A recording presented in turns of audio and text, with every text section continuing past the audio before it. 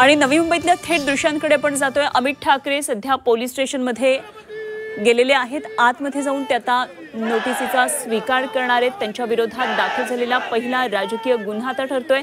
नवी मुंबईतून ही आपण थेट दृश्य पाहतोय। बाहेर मनसे कार्यकर्त्यांची घोषणाबाजी सुरू आहे।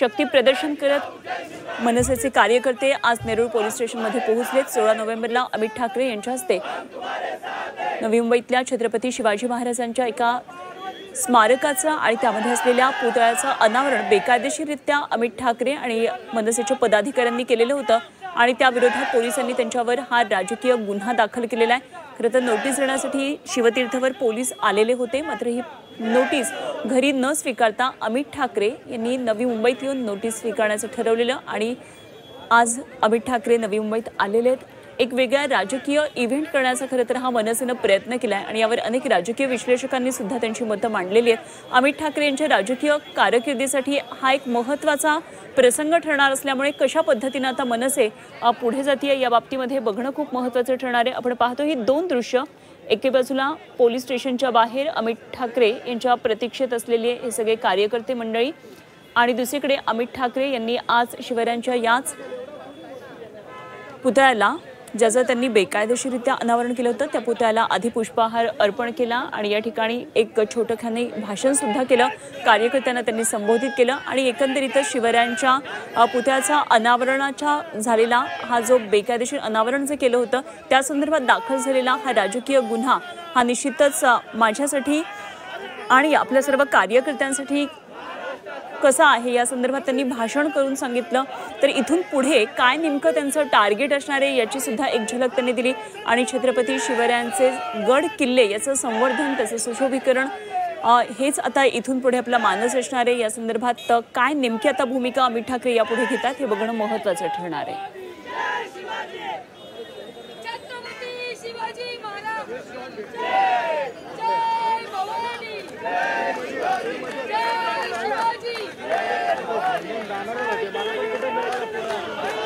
तर अमित ठाकरे यांच्या राजकीय कारकिर्दीसाठी हा आजचा दिवस अत्यंत महत्त्वाचा ठरू शकतो। एकतर येणाऱ्या सगळ्या स्थानिक स्वराज्य संस्थांच्या निवडणुका, त्यात नवी मुंबई महापालिकेची निवडणूक आणि यासाठी मनसेचं एक वेगळं राजकीय कार्ड आपल्याला या ठिकाणी मनसेनं खेळलेलं पाहायला मिळालं।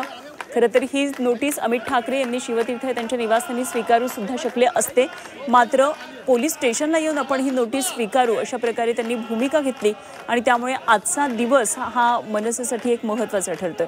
तर अर्थातच जेव्हा हा एक राजकीय गुन्हा, पहिला राजकीय गुन्हा अमित ठाकरे यांच्यावर दाखल झाला यावर राजकीय वर्तुळातून प्रतिक्रिया आलीच आणि त्याचबरोबर शर्मिला ठाकरे यांची प्रतिक्रिया सुद्धा अत्यंत महत्त्वाची म्हणता येईल। अमित ठाकरेंवर दाखल करण्यात आलेल्या या गुन्ह्याबाबत मला अभिमान आहे असं शर्मिला ठाकरे यांनी म्हटलेलं होतं, कारण हा छत्रपती शिवाजी महाराजांचा पुतळा अनावरणासाठी केलेला गुन्हा आहे आणि जर हा गुन्हा ठरत असेल तर त्याचा मला अभिमान आहे असं त्या म्हणालेल्या होत्या। आणि त्याचबरोबर मी पण वाट बघते माझ्यावर कधी केस होते अशा प्रकारे खोचक प्रतिक्रिया सुद्धा त्यांनी दिली होती। तर महाराज हे फक्त निवडणुकांसाठी पाहिजेत, किल्ल्यावर हे नमो सेंटर उभारणार आहेत, किल्ले हायजॅक करण्याचा प्रयत्न आहे पण आम्ही होऊ देणार नाही।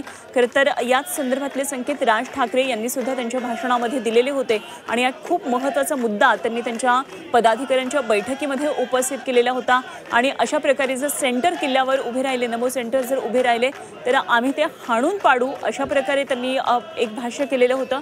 अमित ठाकरे पोलीस स्टेशनमधून आता ही नोटीस स्वीकारत बाहेर आलेत, मात्र त्यांच्या भोवती वकिलांचा सुद्धा गराडा आपल्याला पाहायला मिळतो, त्यामुळे आता या नोटिसीमध्ये काय लिहिलेलं आहे हे बघणं महत्त्वाचं ठरणार आहे।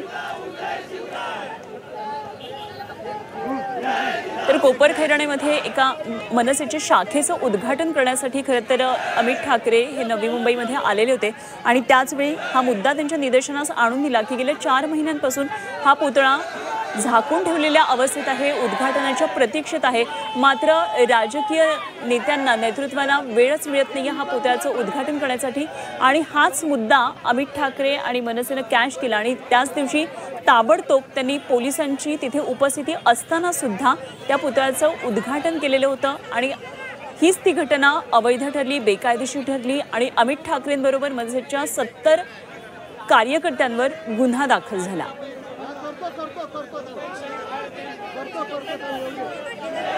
तर नेरूळ पोलीस स्टेशनमध्ये आता दाखल झालेले अमित ठाकरे बाहेर येतात।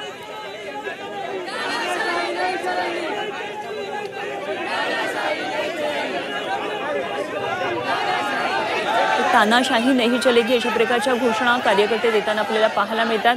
माध्यमांबरोबर अमित ठाकरे आता काय बोलतात हे सुद्धा बघणं महत्त्वाचं ठरणार आहे.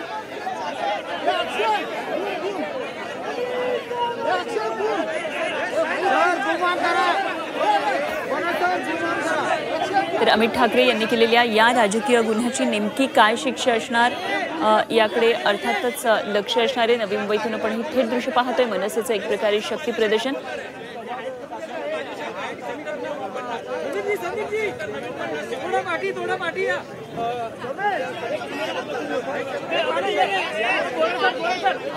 तर अमित ठाकरे माध्यमांबरोबर आता काय नेमके बोलतायत हे आपल्याला पाहायचंय. सध्या तरी कुठली प्रतिक्रिया न देता अमित ठाकरे पुढे जात आहेत. मात्र अर्थातच त्यांची प्रतिक्रियेची प्रतीक्षा असणार आहे, कारण त्यांच्यावर दाखल झालेला हा पहिला राजकीय गुन्हा आहे आणि या संदर्भात काय नेमकं या नोटिसीमध्ये म्हटलेलं आहे हे आपण पाहणार आहोत. आमच्या प्रतिनिधी स्वाती नाईक या दरम्यान आपल्याबरोबर जोडल्या गेल्या. जाणून घेऊया त्यांच्याकडून आणखी तपशील. स्वाती, अमित ठाकरे पोलीस स्टेशनमधून आता बाहेर आलेले, त्यांनी नोटीस स्वीकारलेली आहे. काय नेमकं त्यामध्ये नोटीसीत लिहिलेले, काय या संदर्भातले तपशील आहेत?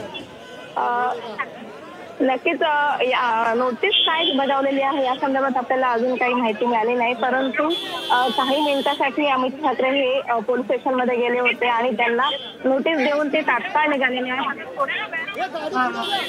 पत्रकारांना बाईट देणार आहेत, त्यामधून आपल्याला पुढचं समोर दिसेल. एकंदरीतच यावेळेला सहाय्यक आयुक्त आणि वरिष्ठ पोलीस निरीक्षक हे पोलीस स्टेशनमध्ये उपस्थित होते.